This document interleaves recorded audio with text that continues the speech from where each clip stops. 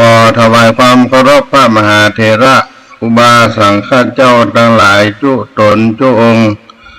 เจริญสุขเจริญธรรม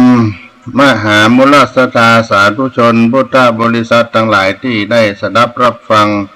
ธรรมะทางสถานีวิทยุวัดฝ่ายหินมหาวิทยาลัยเชียงใหม่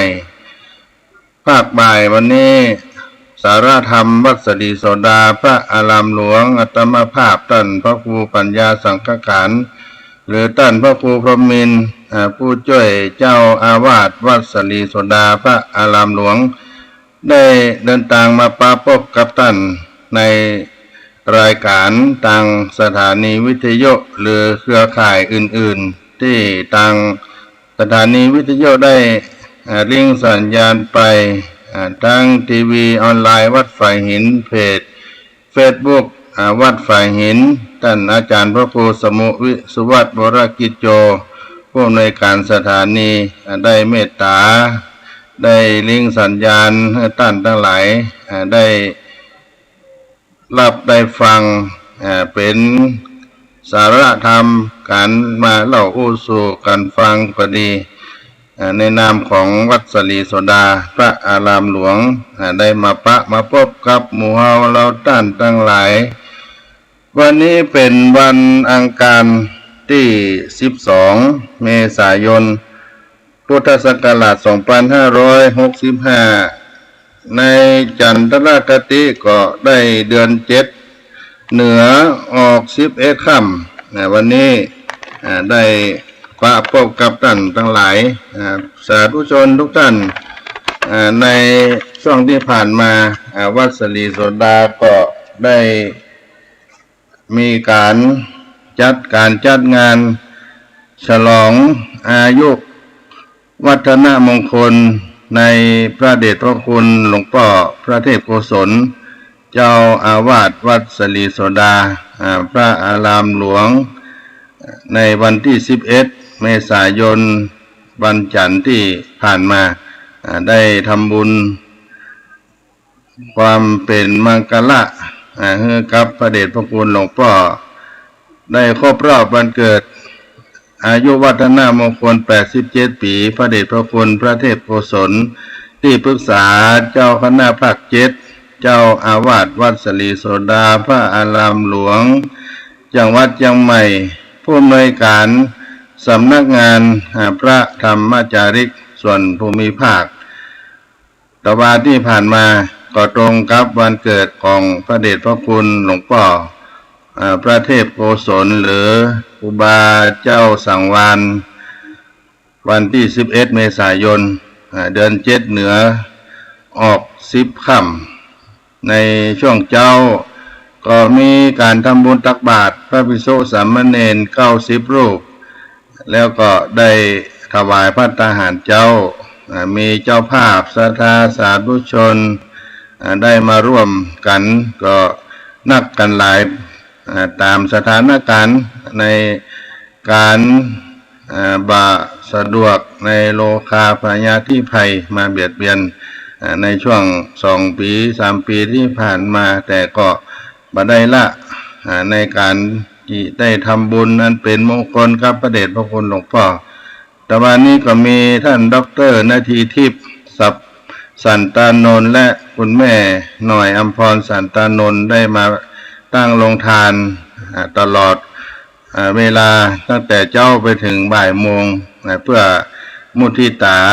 สักการะหลวงพ่อพระเทพโกศลจากอำเภอแม่ริมอำเภอสันทรายเนาะเพิ่นก็มาร่วมทุกปีแล้วก็เป็นวันเกิดของแม่หน่อยอัมพรสันตานนท์ด้วยแล้วก็ลูกสาวดร.นาทีทิพย์สันตานนท์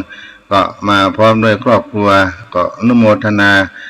กับท่านเจ้าภาพโรงทานอาหารแล้วก็หลายๆท่านครอบครัวของพระเดชพระคุณหลวงพ่อน้องสาวมีพี่เกียงคำและก็ครอบครัวก็ได้นำเอาอาหารได้มาถวายเป็นทานแก่พระสงฆ์ใส่บาตรด้วยในช่วงเจ้าก็ได้ทำบุญตักบาตรกันแบบเรียบง่ายไปเวลาประมาณ9:30 นาทีก็มีการ ทำบุญสืบชะตาให้กับพระเดชพระคุณหลวงพ่อได้อุทิศส่วนกุศลไปให้ครูบาเจ้าสลีวิจัยปฐมเจ้าวาดวัดสลีโสดานักบุญแห่งล้านนาไทยเจ้าประคุณสมเด็จพระพุทธชินวงศ์สุวรรณโชตมหาเถระปฐมประธานคณะพระธรรมจาริกพระเดชพระคุณพระเทพวราชิตาจารย์ครูบาดวงคำอดีตเจ้าคณะจังหวัดเชียงใหม่อดีตเจ้าวาดวัดสำเภาอำเภอเมืองเชียงใหม่และก็ครูบาอินใจเจ้าญาวันโนอดีตเจ้าวาดวัดอุดมใจยราชเขียเล็กน้อยและอุทิศเป็นกุศลแด่พ่อวิมลพรหมแม่วิมลบุญของฉันโยมพ่อโยมแม่ของหลวงพ่อพระเทพกุศลแล้วก็ได้ถวายต้นเงินบูรณะวิหารวัดหนองปู่คำอำเภอแม่ริมเป็นวัดบ้านเกิดของท่านที่ถูกไฟไหม้ในต้นปีที่ผ่านมามีการมอบทุนการศึกษาผู้เข้าสอบบาลีทุนผู้อุปถากในพระเดชพระคุณหลวงพ่อพระเทพโกศลก็ได้ถวายพระทหารเพลแก่คณะสงฆ์พระพิธีกรรมพระภิกษุสามเณรวัดสลีโสดาพระอารามหลวงก็เป็นเซตพิธีได้รับเมตตาธรรมจากครูบาสังฆเจ้าทั้งหลายที่ได้มาโปรดเมตตาแต่ว่าในจังหวัดเชียงใหม่และก็ในตำบลสุเทพอำเภอเมืองจังหวัดเชียงใหม่ก็ขออนุโมทนาครับท่านทั้งหลายที่ได้มาร่วมสาธุการมุทิตาจิตในพระเดชพระคุณหลวงพ่อในตะวาที่ผ่านมาคณะสงฆ์วัดสลีโสดาคณะพระธรรมจาริกคณะศิษยานุศิษย์วัดสลีโสดาในนามของพี่น้องเจ้าเขาทุกท่านที่ได้อยู่ในโครงการพระธรรมจาริกก็ร่วมกันเป็นเจ้าภาพถวายมุทิตาสักการะในวันโอกาสอันสำคัญ87ปีของพระเดชพระคุณหลวงพ่อพระเทพโกศลเจ้าอาวาสวัดสลีโสดาพระอารามหลวงในวันที่11เมษายน2565ที่ผ่านมาก็ขออนุโมทนากับทุกท่านไว้ณโอกาสนี้โดยพร้อมเพรียงกันอีกครั้งหนึ่งน้อ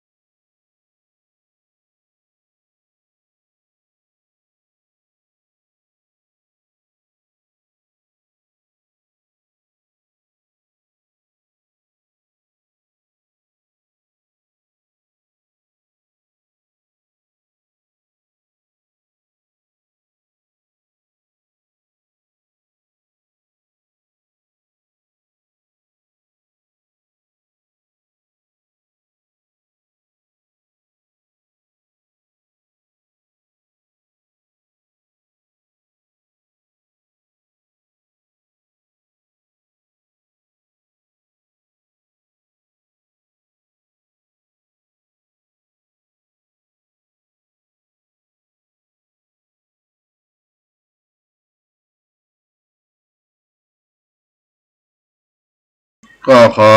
กราบขอบพระคุณพระมหาเถระพระเถราจารย์เจ้าทั้งหลายพระพิธีกรรมที่ได้เจริญพระพุทธมนต์สืบชะตาแบบพื้นบ้านล้านนาได้ถวายแก่พระเดชพระคุณหลวงพ่อพระเทพโกศลก็มีพระเถระภาวนาจารย์นั้นได้อาราธนาพระเดชพระคุณหลวงพ่อพระธรรมเสนาบดีพระเดชพระคุณหลวงพ่อพระเทพปริยัติพระเดชพระคุณพระ ท่านอาจารย์เจ้าคุณพระเทพสิงหวราจารย์ครูบาเจ้าอินถาพระครูธรรมาภิรมย์วัดพระบรมธาตุเจ้าดอยสุเทพวัดเจ็ดยอดวัดพระสิงห์วรมหาวิหารวัดน้ำบ่อหลวงวนารามสีโรจน์เป็นพระเถระภาวนาจารย์แล้วก็มีพระมหาเถระที่ได้เจริญพุทธมนต์สืบจาตาหลวงถวายพระเดชพระคุณหลวงพ่อพระเทพโกศลก็มีพระเดชพระคุณพระราชราชมุนีเจ้าคณะอำเภอเมืองเชียงใหม่วัดสวนดอกพระอารามหลวงพระเดชพระคุณพระภาวนาธรรมาภิรัตน์วัดตะโพธารามลำเปิงรองเจ้าคณะอำเภอเมืองเชียงใหม่ท่านเจ้าคุณพระวิมลมุนีเจ้าคณะอำเภอกัลยาณิวัฒนาผู้ช่วยเจ้าวาดวัดสลีโสดาท่านหลวงพ่อพระครูโคสิทธิ์ปริยัตยาภรณ์เจ้าคณะตำบลสุเทพเขตหนึ่งวัดป่าแดงมหาวิหารท่านอาจารย์พระครูมโนนกิจจานุกิจผู้ช่วยเจ้าวาดวัดสลีโสดาพระอารามหลวงท่านพระครูประกาศธรรมานุยศวัดสลีโสดาพระอารามหลวงท่านอาจารย์พระครูธีระสุตพจน์เจ้าคณะตำบลสุเทพเขตสองวัดผาลาดท่านอาจารย์พระมหาประภาสปิยธรรมโมท่านพระครูวินัยธรจรัตธรรมโชโตทั้งหมดก็เป็น9 รูปครับได้เจริญพระพุทธมนต์สืบจาตาถวายเป็นบูชาธรรมต่อพระเดชพระคุณหลวงพ่อก็สำเร็จเสร็จสิ้นไปในตะวันนี้วันนี้ก็ได้มามาพบมากราบขอบพระคุณพระเถระครูบาอาจารย์เจ้าทั้งหลายที่ได้โปรดเมตตาทุกท่านทุกคนในพระเดชพระคุณหลวงพ่อพระเทพโกศลก็ได้มีการมอบทุนแก่ผู้ได้สอบบาลีนักธรรมในประจำปี2565แล้วก็ได้ถวายพระสงฆ์สามเณรได้ทำบุญตักบาตรถวายปัจจัยไปเพื่อเป็นมังคละกุศลได้เจริญอายุวัฒนมงคลมา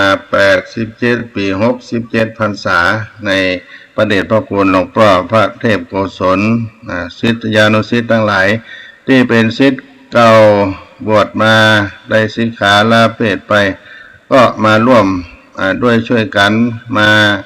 ปูชาคุณได้ทอดผ้าป่าถวายกับวัดสลีโสดาพระอารามหลวงเป็นสิ่งที่ดีที่งามที่น่าอนุโมทนาเป็นอย่างยิ่งวันนี้ก็เป็นวันที่12 เมษายน 2565ก็ใกล้เข้ามาถึงประเวณีที่สำคัญของหมู่เฮาเราต้านทั้งหลายก็เป็นประเวณีปีใหม่เมืองหรือว่ามหาสงกรานต์ล้านนาเป็นประเพณีสำคัญของล้านนาประเทศคนเมืองเหนือล้านนาทุกท่านที่ได้สืบทอดกันมาแต่อดีตการที่ได้ยึดถือเป็นการเปลี่ยนศักราชใหม่ได้กำหนดเอาเดือนเมษายนเป็นเดือน7เหนือเป็นการเริ่มศักราชเริ่มต้นปีใหม่โดยกำหนดจุดที่พระอาทิตย์จากราศีมีนเข้าสู่ราศีเมษซึ่งจะตรงกับเดือนเมษายนในวันที่13 เมษายนหรือ14 เมษายนของแต่ละปีอย่างใดก็ตามประเพณีนั้นสำคัญต่อชาวล้านนาไทยคนเมืองเหนือก็จะจัดกันประมาณ4 วัน 5 วันเป็นต้นยาวนานกว่าสงกรานต์ของภาคอื่นๆโดยที่จะเริ่มตั้งแต่วันสังขารล่องมีวันเนาวันพญาวันปักปีปักเดือนไปเข้าสู่เดือนใหม่ปีใหม่ในช่วงวันที่13 14 15 16 17 13 14 15 16 17โดยประมาณ5 วันที่เป็นการเฉลิมฉลองมหาสงกรานต์ล้านนาไทยปีใหม่เมืองที่ได้ยึดถือกันมายาวนาน มาสงกรานต์ล้านนาปีใหม่เมืองนั่นก็มีความสำคัญต่อคนล้านนานั่นก็คือหนึ่งเป็นการเปลี่ยนปีศักราชของคนเมืองจะนับตามปีใหม่เมืองพอถึงปีใหม่จะกลายเป็นเทมปีหนึ่งบ่ใช่เป็นปีเก่าปีเดิมอายุก็จะเพิ่มมากขึ้นไปแถม1 ปีอันนี้เป็นข้อที่1ข้อที่2ก็เป็นการเตือนตนได้สำรวจตรวจสอบตัวเก่าว่าเรามีอายุเพิ่มขึ้นจะต้องมีการย้ำเตือนให้เราได้รู้ถึงการเปลี่ยนแปลงของวันเวลาวัยเนี่ยสังขารนั่นก็คืออนิจจังทุกขังอนัตตาเป็นสิ่งที่เปลี่ยนสภาพอยู่ตลอดเวลาบ่มั่นคงแน่นอนข้อที่3นั่นเป็นการชำระสะสางสิ่งที่บดีปีใหม่เมืองเข้ามาก็เป็นช่วงโอกาสที่ได้สำรวจตรวจสอบในสิ่งต่างๆที่ล่วงแล้วผ่านมาได้มีการบกพร่องประการใดในการดำเนินชีวิตก็จะตั้งจิตตั้งใจสะสางที่บดีบางามนั้นให้มันออกไปอันใดที่บ่เหมาะบ่ควรก็ให้มันละลายหายไปเริ่มต้นกันใหม่เหมือนกับว่าล่องไปด้วยน้ำดับไปด้วยไฟไหลไปด้วยน้ำไปกับการเลื่อนลอยเปลี่ยนเวลาของสังขารธรรมหรือว่าสังขารการเปลี่ยนแปลงไปข้อที่4นั่นเป็นการเริ่มต้นชีวิตใหม่แถมครั้งปีใหม่ก็จะต้องมีสิ่งที่ใหม่ๆเกิดขึ้นมามากมายหลายประการทั้งเป็นที่สิ่งที่เป็นวัตถุความเคลื่อนไหวในการบริโภคอุปโภค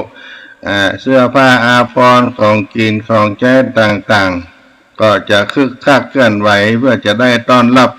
ในมหาสงกรานต์ล้านนาปีใหม่ตั้งใจใหม่มีความหวังใหม่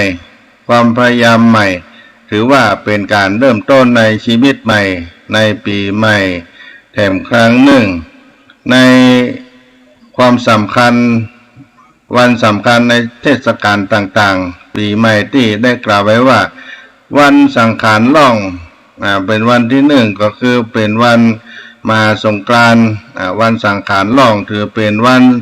ส่งท้ายศักราชเก่าคนเมืองก็จะคนล้านนาจะลุกมาแต่เจ้าก่อนตีนฟ้ายกเจ้ามืดได้มีการยิงปืนจุดประทัดบอกครบเพื่อขับไล่สิ่งที่บดีเพื่อไปกับคุณสังขารล่องลอยล่องไหลลอยไปควายมาก็จะทำความสะอาดห่อเฮือนบ้านจองเพื่อมดใส่ไว้เนี่ยเป็นกิจกรรมที่ต้องทำแล้วก็มาชำระร่างกายตัวตนของเฮามาตกมาแต่งร่างกายแต่งตัวด้วยเสื้อผ้าอาภรณ์อันใหม่เพื่อให้เกิดความบริสุทธิ์งดงามความต้อนรับสิ่งที่ใหม่ๆขึ้นมาในชีวิตของเฮาอันนี้ก็เป็นกิจกรรมวันสังขารล่องหรือจะยึดถือเอาวันที่13 เมษายนของทุกปีแล้วก็วันที่14หรือว่าวันเนาหรือวันเน่าก็เป็นวันที่พระอาทิตย์อยู่ในระหว่างราศีมีนเข้าสู่ราศีเมษในด้านโหราศาสตร์ก็ถือว่าเป็นวันที่จะยึดถือเอาสิ่งที่บดีบางงามบาฮือได้มาทักมาทายกันถือว่าเป็นวันที่อยู่ระหว่างหัวเลี้ยวหัวต่อระหว่างปีเก่ากับปีใหม่คือจะค่อยดีส่งเสริมสิริมงคลในวันนี้จะทำในสิ่งที่เป็นมงคลเตื้อแต่ก็จะต้องเตรียมสิ่งที่จะไปทำบุญให้ทานสิ่งที่จะต้องสรรหา ไปสะเก้าดำหัวปูจาคุณในพระเจ้าพระสงฆ์พ่อแม่ผู้มีพระคุณปู่ตานะลุงต่างๆพร้อมด้วยของกินของใช้โภชนะอาหารจะได้ทำตาเตรียมกันในวันเนาหรือวันเน่ามีอาหารโบราณที่ทำกันก็มีห่อเนื่องแกงฮังเลที่เป็นขนมจ๊อกขนมข้าวต้มต่างๆข้าวหวานก็จะเตรียมกันไว้เพื่อจะเอาไปทำบุญในวันต่อไปในวันพญาวันหรือวันเถลิงศกและก็จะเอาไปดำหัวปูจาคุณต่อผู้รักผู้ใหญ่ที่เคารพนับถือขวายมาที่วัดวาอารามหรือว่าในหมู่บ้านก็จะมีการที่ได้เล่นน้ำลดน้ำกันแล้วก็ตะวันบ่ายขึ้นไปก็จะมีการขนทรายเข้าวัดเป็นการก่อเจดีย์ทรายนิยมกันได้ขนทรายเข้าวัดเข้าไปถวายปูจาในวัดวาอารามก็เป็นว่าลูกกะเจติเนี่ยเป็นก่อเจดีย์ทรายเหล่านี้เป็นต้นในข้าวต้มขนมต่างๆก็จะทำสู่กันกินขนมจ๊อกขนมเกลือขนมจั่นขนมตายลืมขนมลิ้นหมาเหล่านี้ขนมข้าวต้มกล้วยข้าวต้มถั่วเหล่านี้เป็นต้นก็จะต้มจะทำเอาไว้ตาเอาไว้กินไว้สู่เอาไว้ต้อนรับกับสู่กันนี่ก็เป็นกิจกรรมของวันเนาหรือวันเนาเป็นวันหัวเลี้ยวหัวต่อระหว่างวันปีเก่ากับปีใหม่แล้วก็จะเข้าสู่วันพญาวันในวันต่อไปมีความสำคัญต่อปีในวันนี้เป็นว่าพญาวันเถลิงศกเป็นยอดม้อนของปีใหม่เป็นวันที่ถือว่าเป็นมงคลในรอบปีมี1 วันแล้วก็กิจกรรมนั้นตามความเชื่อในชีวิตก็จะเข้าวัดเข้าวาทำบุญตานขันเข้าไปหาผู้มีพระคุณใส่บาตรหยาดน้ำตานเจดีย์ทรายตานจ่อดุงจะตาปีเกิดได้ปูจาพระรัตนตรัยน้ำอบน้ำหอมส่งน้ำพระเจ้าครูบาอาจารย์พระเถระในวัดในวาเหล่านี้เป็นต้นแล้วบางท่านก็มีการถือตามวิธีกรรมทางไสยศาสตร์ก็มีการปูจาครูเลี้ยงครูนำเอาเครื่องสักการะไหว้สาครูบาอาจารย์ที่ได้ห้ามได้เรียนวิชาคาถายันก็ดีสิ่งที่เป็นมงคลก็จะเอานำมาสักการะปูจาด้วยน้ำอบน้ำหอมน้ำขมิ้นส้มปล่อยไปสักคาถายันต่างๆไปห้ามไปเรียนคาถาในการสืบทอดจากครูบาอาจารย์มาคาถาเป่าพญาติคาถาแปลงยันก็ดีแปลงเตียนก็ดีเพื่อให้จะได้เป็นมังคละที่ได้สืบทอดมาก็จะได้ปูจาสักการะครูบาอาจารย์ในวันพญาวันนี้ในทางด้านศาสนาก็ได้ให้กินให้ทานกันเข้าทานเจดีย์ทรายทานน้ำธรรมคำสอนฟังธรรมอานิสงส์ปีใหม่ถวายตุงดำหัวกะละวะพระเถระกะละวะพ่อแม่ครูบาอาจารย์ที่เคารพนับถือส่งน้ำพระธาตุเจดีย์อาบน้ำผงน้ำพระเจ้าตาลไม้กำสลีไม้กำมหาโพธิถือว่าเป็นการกำจูพระพุทธศาสนาทำบุญใจบ้านกลางบ้านเสาบ้านสะดือบ้านวันนี้ก็จะนิยมทำกันในวันพญาวันแล้วก็วันต่อไปเป็นวันปักปีกิจกรรมแต่ละหมู่บ้านก็จะมีการดำหัวกะละวะผู้ใหญ่เหมือนกับวันพญาวันอยู่แล้วก็จะมีการส่งเคราะห์ปีส่งเคราะห์บ้านสืบชะตาบ้านชะตาเมืองในบ้านกลางหมู่บ้านเหล่านี้เป็นต้นเพื่อจะให้เป็นมงคลในชีวิตตลอดปี มีการปูจาเต้าทั้งสี่แต่ละหอละเฮือนละบ้านอัญเชิญเทพธิดามาปกปักรักษาปูจาเตียนตามวิธีกรรมไสยศาสตร์พ่องปูจาลดข้อสืบชะตาปูจาเตียนโจกสืบชะตาสะเดาะเคราะห์เหล่านี้ก็ถือว่าทำในสิ่งที่ดีที่งามการเข้าอายุปูจาเข้าอายุเหล่านี้เป็นต้นก็มีแถมหลากหลายพิธีกรรมที่ทำกันไปในวันปักปีถือว่าเป็นการเริ่มต้นปีให้มันกุมมันขวบปีครบปีจะได้อยู่สุขสำราญแล้วต่อไปก็เป็นวันปักเดือนปักวันก็จะมีกิจกรรมเหมือนวันพญาวันอยู่วันพญาวันปักปีมีการดำหัวกันคือสิ่งที่มันเป็นมงคลที่เรายังไปมาถึงตามปู่ตาหน้าลุงก็อุ้ยแม่หม่อนอยู่บ้านใกล้บ้านเฮียงกับไปก็จะเดินทางไปกันให้ครบเท่าที่จะไปกันได้นี่ก็เป็นพิธีกรรมที่ได้ทำสืบทอดกันมาอย่างได้ก็ตามกิจกรรมในวันสังขารล่องวันเน่าพญาวันปักปีปักเดือนปักวันเหล่านี้ก็เป็นพิธีกรรมที่ทำให้สืบทอดกันมาและถือว่าเป็นสิ่งที่เป็นมงคลถึงแม้ว่ามันจะจางจะน้อยลงไปแต่หลายๆที่ก็ยังอนุรักษ์รักษากันไว้อยู่และก็ในปัจจุบันนี้ถึงแม้ว่าโลคาพญาธิมาเบียดมาเบียนให้เฮาตั้งหลายได้เป็นโรคโควิดระบาดเหล่านี้ก็จะต้องอยู่ในการระมัดระวังในการป้องกันตัวเองด้วยบ่ได้ประมาทในชีวิตแต่ก็ยังรักษาความเป็นคนล้านนาประเทศรักษาวัฒนธรรมของเราเอาไว้โดยเฉพาะในนครเชียงใหม่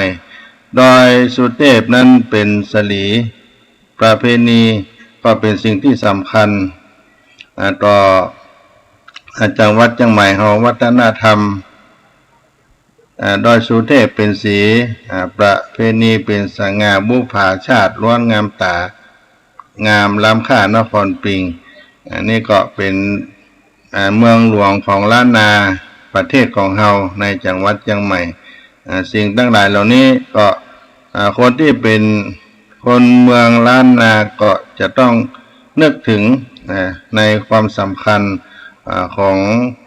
ประเพณีอันดีอันงามที่เราได้สืบทอดกันมากับปืนบ้านล้านนาประเทศของเราก็ได้นำมาเล่าอู้สู่กันฟังกับพี่น้องศรัทธาในช่วงใหม่ในวันนี้เพื่อเป็นการทบทวนในการดำเนินชีวิตของเราตาม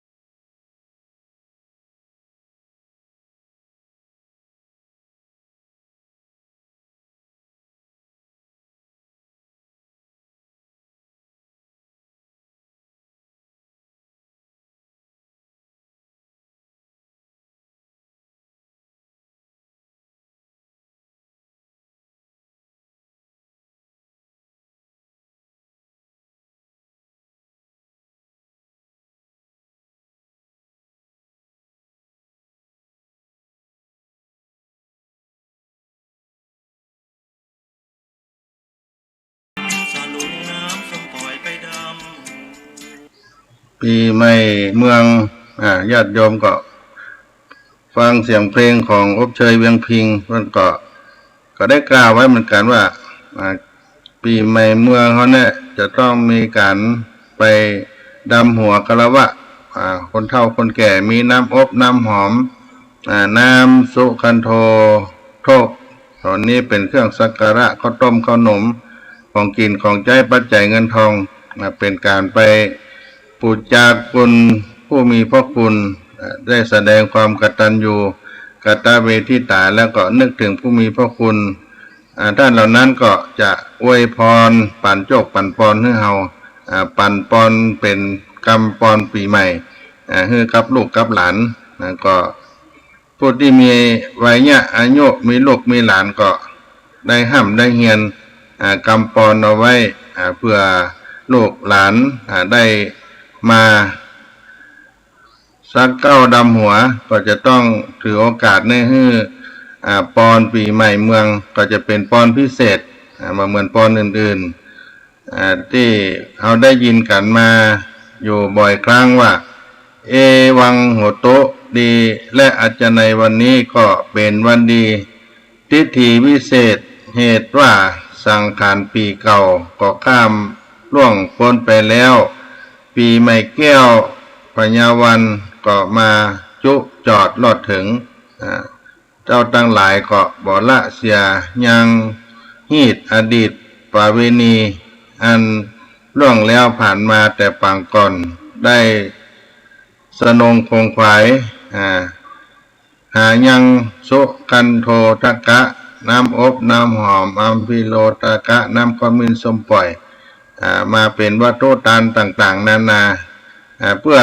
มาขอสู่มากาลวะสู่มาโตษแก่ผู้ฆ่าก็จะได้โปรดอโหสิกรรมแม้ว่าท่านทั้งหลายเป็นลูกเป็นหลานได้กระทำในทางที่บ่ชอบบ่ประกอบด้วยธรรมร่วงด้วยกายกรรมวจีกรรมมโนกรรมอย่างใดก็ดีก็จะละลดโปรโตดแล้วก็ประกอบไปด้วยปณิธานมีตีคาอายุยืนยิ่งโลคะภัยต่างๆหนีไก่มีวานะใสจินบานเป็นติหักที่พอใจแก่คนที่ได้หักได้หู้ได้หันมีความสุขกู้วันกู้ยามกายิกาสุขเจตายิกาสุขพร้อมกำลังอุดหนุนเตรียมแท่งบ่เหี่ยวแห้งทุกประการสมดังปอนวานเก่าไว้สมดังนึกได้ที่เจตนาทุกประการนั้นจงจะมีสัพพิติโยวิวัชชันโตสัพพะโลโกวินัสตุมาเตภวะตวันตรายโยสุขีติกายุโกภวะอภิวาทนะสีลิสานิจังพุทธาปัจจายโนจัตตารโอธรรมาวัฏันติอายุวันโนสุขังพลังนี่เขาก็จะได้ยินกันเป็นคำปั่นปอนปีใหม่เมืองมหาสงกรานต์ล้านนาจากคนที่เป็นผู้อาวุโสเป็นพ่อเป็นแม่เป็นพ่ออุ้มแม่หม่อนที่เขาเคารพนับถือเหล่านี้เป็นต้นก็จำเป็นต้องห้ามเฮียนเอาไว้เพื่อจะได้ปั่นปอนให้ลูกให้หลานในมหาสงกรานต์ปีใหม่คำว่าวันสงกรานต์โดยทั่วไปศรัทธาญาติโยมหรือว่าวันมหาสงกรานต์นี้โดยทั่วไปตามสากลนี้เพิ่นก็ถือว่าเป็นการเคลื่อนย้ายของพระอาทิตย์ได้โคจรย้ายจากที่เดิมเข้าไปสู่ที่ใหม่เรียกว่าเข้าสู่ราศีเมษจากราศีมีนเข้าสู่ราศีเมษที่คนไทยเฮาท่านทั้งหลายทั่วไปถือกันมาแต่โบราณถือเป็นวันขึ้นปีใหม่ซึ่งมีอยู่3ประการด้วยกันก็คือ1วันที่พระอาทิตย์โคจรเข้าสู่ราศีเมษวันเนาวันถลิงศกเหล่านี้เป็นต้น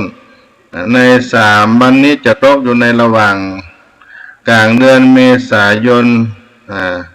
13 14 15หรือ14 15 16ของเดือนเมษายน ทุกปีวันที่13นั้นเป็นวันมหาสงกรานต์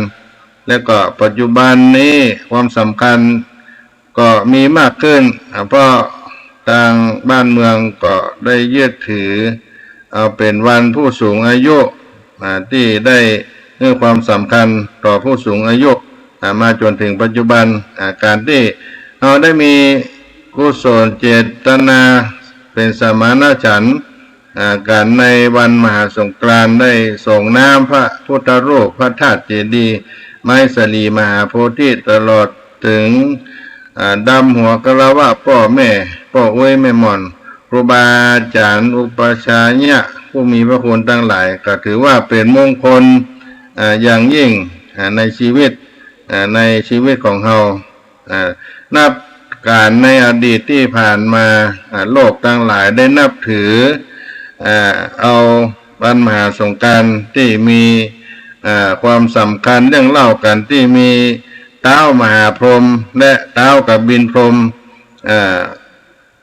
องค์หนึ่งว่าเป็นผู้ประทานสภาพมงคลแก่มนุษย์ทั้งหลายเมื่อเท้ากบินพรหม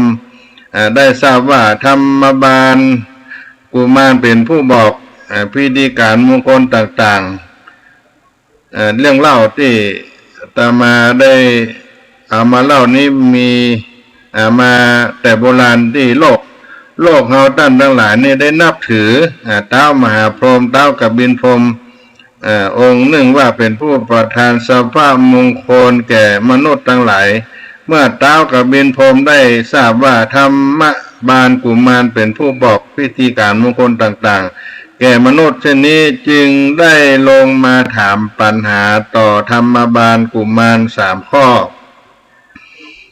ปัญหา3 ข้อมีความดังนี้1เวลาเจ้านั้นราศีอยู่ที่แห่งใด2เวลาเที่ยงราศีอยู่ที่แห่งใด3เวลาเมื่อค่ำสนธยาราศีอยู่ที่แห่งใดเมื่อถามปัญหาทั้ง3นี้แล้วก็จึงได้ตรัสกับธรรมบาลกุมารและก็ได้สัญญาใจว่าถ้าธรรมบาลกุมารแก้ปัญหานี้ได้ถูกต้องเท้ากบินพรหมก็จะตัดศีรษะของตนออกบูชาการแก้ปัญหานั้นแต่ถ้าธรรมบาลกุมารแก้ปัญหานี้บ่ได้ก็จะตัดศีรษะของธรรมบาลกุมารนั้นเสียธรรมบาลกุมารนั้นจึงได้ขอพลัดวันต่อเท้ากบินพรหมไปแถม7 วันเมื่อเวลาล่วงไป6 วันแล้วธรรมบาลกุมารก็ยังคิดแก้ปัญหาบ่ได้จึงได้ตัดสินใจว่า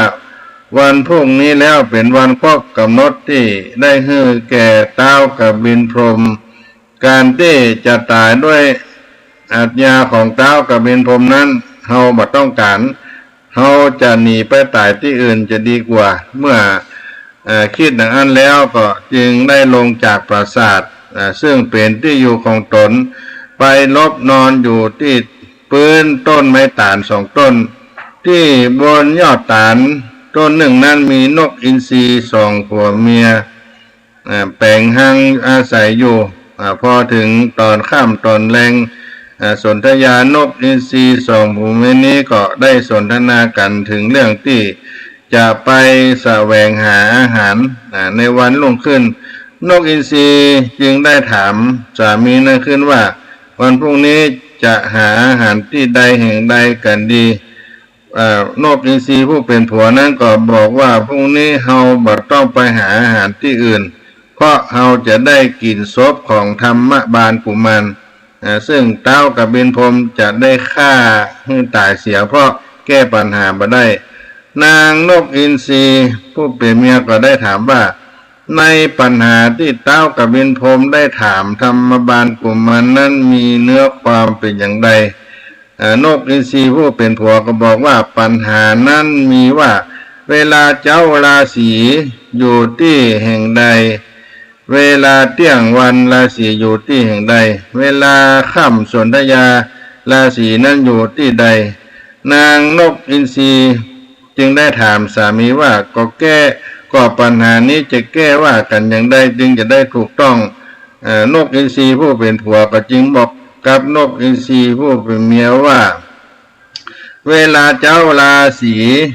อยู่ที่หน้าเมื่อเวลาตื่นเจ้าขึ้นมามนุษย์เราทั้งหลายจะได้เอาน้ำล้างหน้าช่วยหน้าเพื่อเป็นสิริมงคล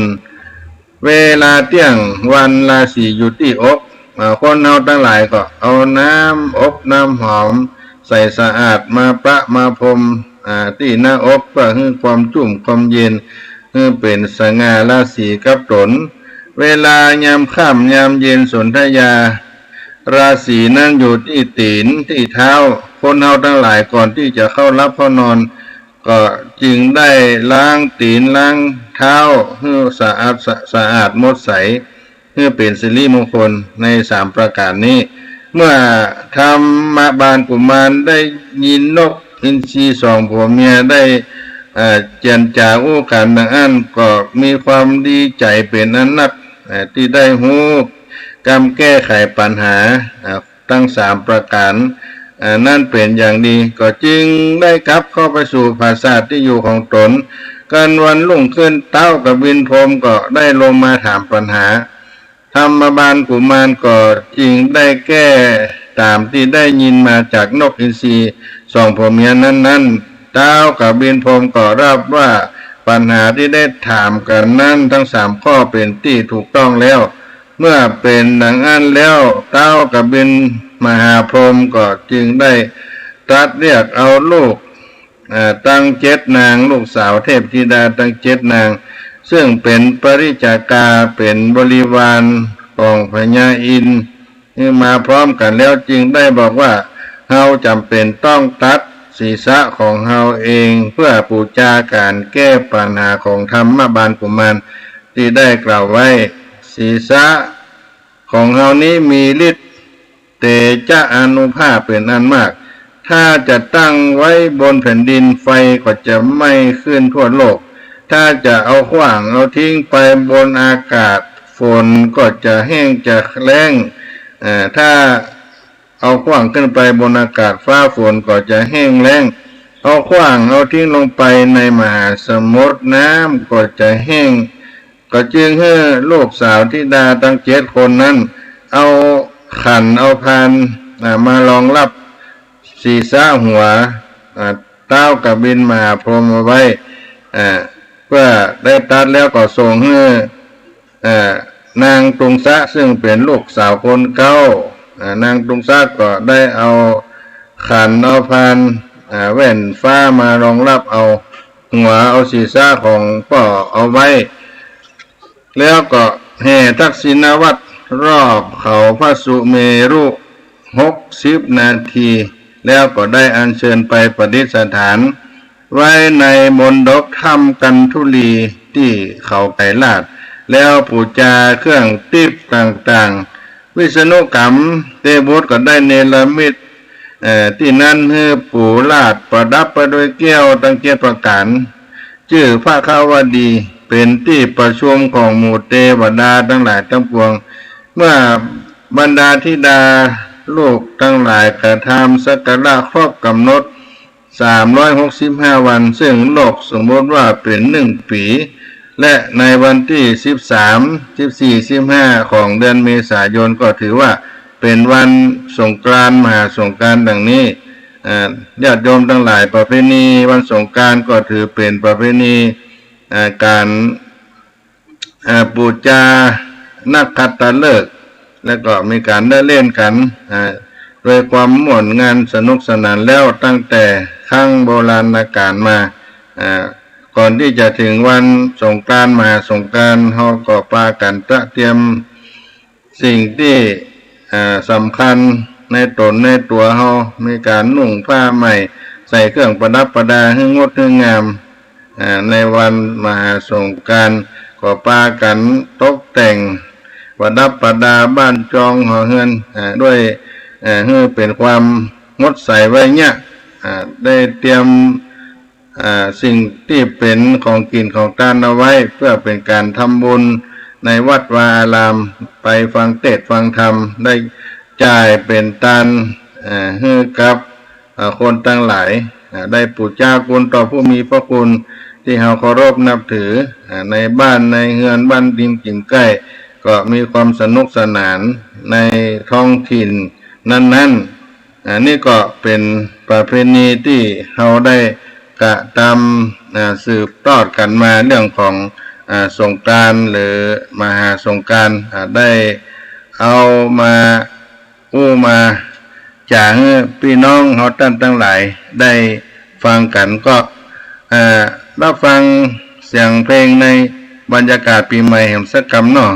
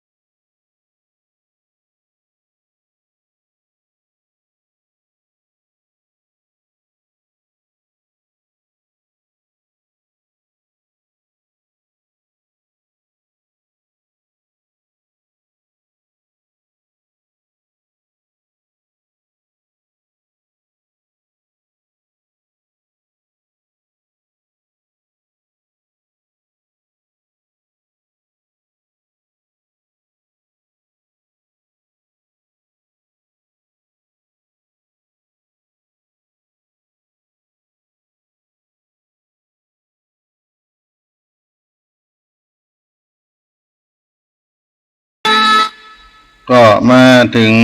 ช่วงใต้รายการเสียงเพลงอาจจะที่คัดซะหน่อยเดี๋ยวโอกาสหน้าก็เอามาเปิดเพื่อให้มันได้บรรยากาศกับปีใหม่ล้านนาของเฮาที่เฮาได้กระทำสืบทอดกันมาเป็นประเพณีเก่าแก่แต่โบราณก็นำเอามาเล่ามาเพื่อมาให้มันสูญมันหายกันไปกับปืนบ้านล้านนาประเทศของเราโดยเฉพาะใน8จังหวัดภาคเหนือนี่มีนครพิงจังใหม่เป็นเมืองใหญ่เมืองหลวงก็ถือว่าเอาด้วยกันรักษาประเพณีแล้วก็จะต้องมีการระมัดระวังเรื่องโรคภัยไข้เจ็บที่มาระบาดเบียดเบียนการห้อต้านทั้งหลายโดยวันนี้เสียงธรรมวัดศรีโสดาพระอารามหลวงก็จะได้ล่ำลาพี่น้องศรัทธาทั้งหลายไปตัวนี้ก่อนแล้วก็มาพบกันในเมื่อค่ำยามเย็นเวลา5 โมงเป็นต้นไปจนถึง6 โมงแรงในศาลาธรรมวัดศรีโสดาพระอารามหลวงวันนี้ก็ขอ